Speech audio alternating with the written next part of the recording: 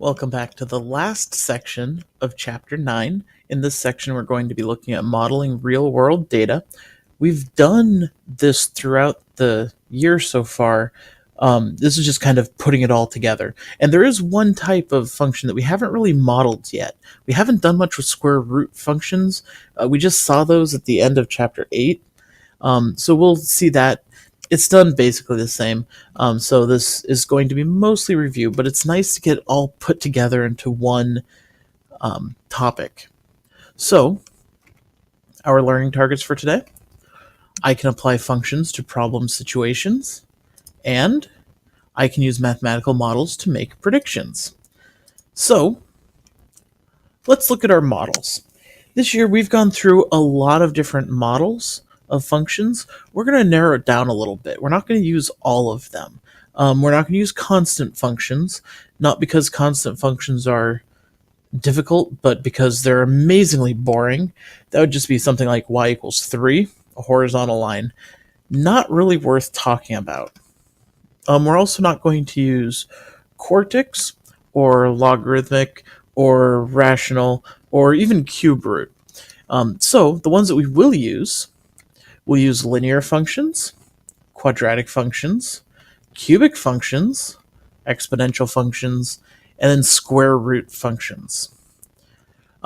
If we want to look at the equations of each of them, the parent function for linear, just y equals x, quadratic, y equals x squared, cubic, y equals x cubed, exponential, it's y equals some number to the x, could be y equals 2 to the x, y equals e to the x, y equals 3 to the x, y equals 1/2 to the x.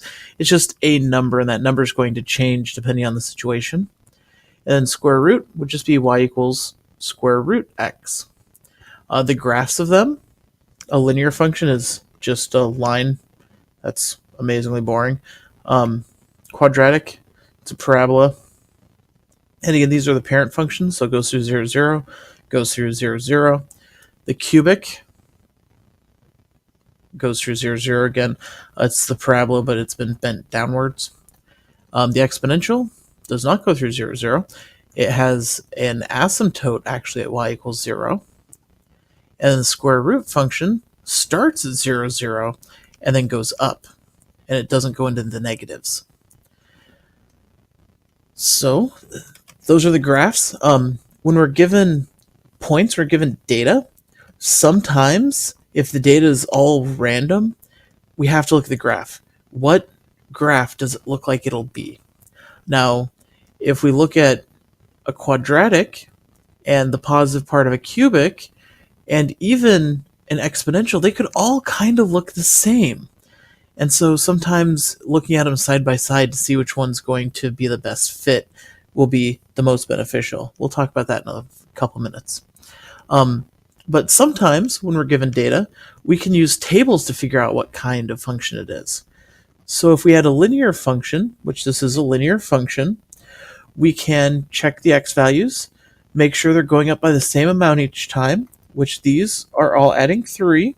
And so that's important. If these aren't going up by the same amount each time, that's when we have to graph them.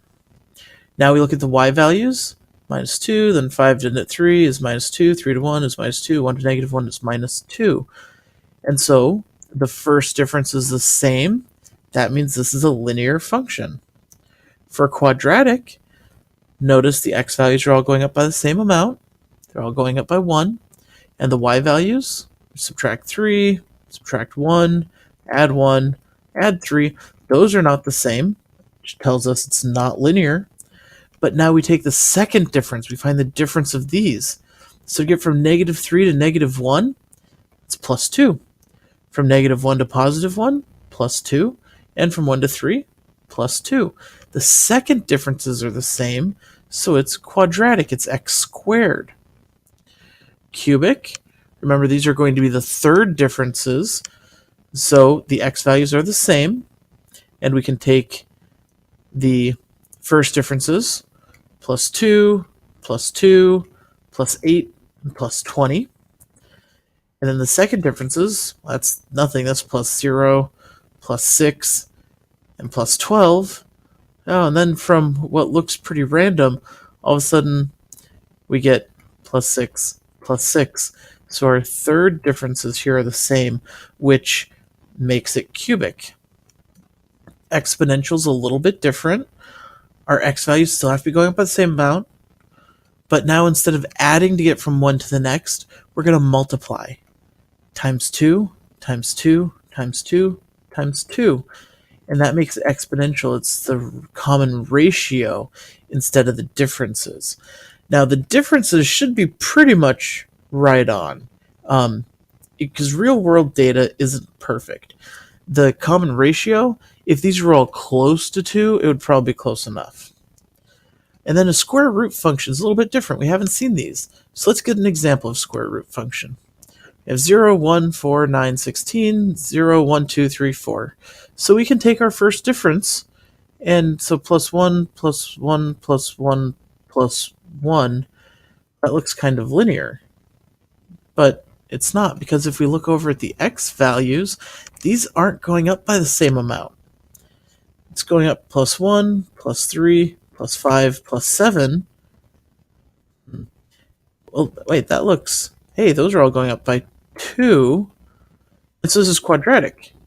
But quadratic, it was the y values that did that. Square root, it's the x values that have the same second difference. Now, why would that be?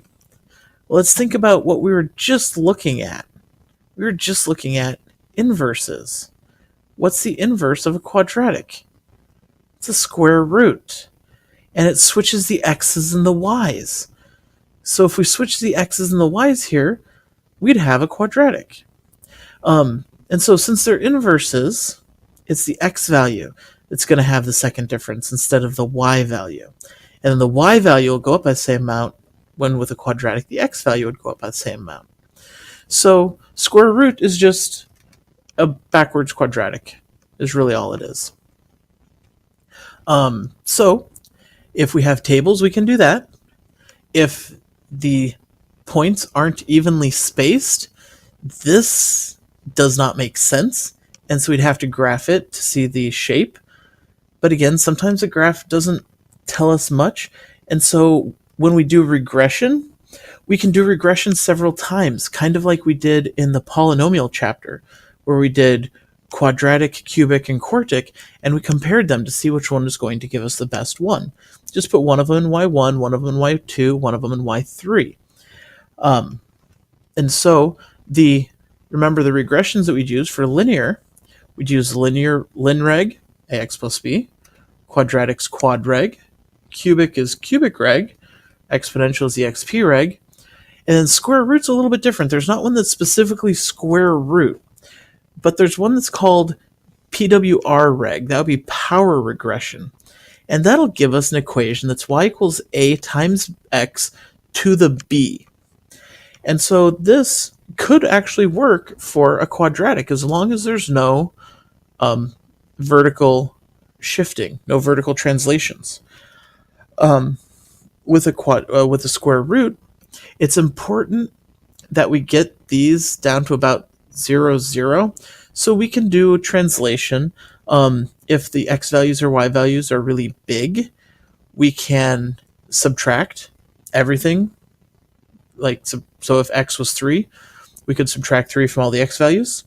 And if y was 7, we could subtract 7 from all the y values. Get this, and then put those back in.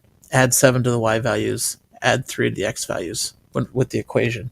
We don't really have to worry about that too much with what we're doing with this, but that is a possibility. Anyway, we get y equals a times x to the b. For a square root function, b is going to be about 0.5.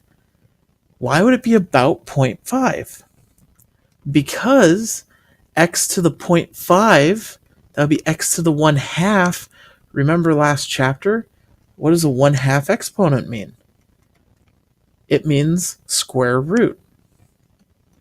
And so when b is close to 0.5, and it probably won't be exactly 0.5, it might be 0.4, it might be 0.6.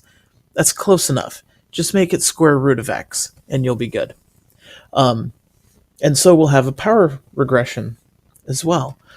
And so these are the deals that we're doing. I don't have an example of regressions because I don't have the right computer with me to do that. But I will make sure that we will do at least one regression in class so that you can make sure you remember how to do it. We were doing these earlier this chapter, so it's not like it's been a while, but we'll do at least one of these in class so that you'll be able to ask those questions. Until then, enjoy your evening, and I'll see you then.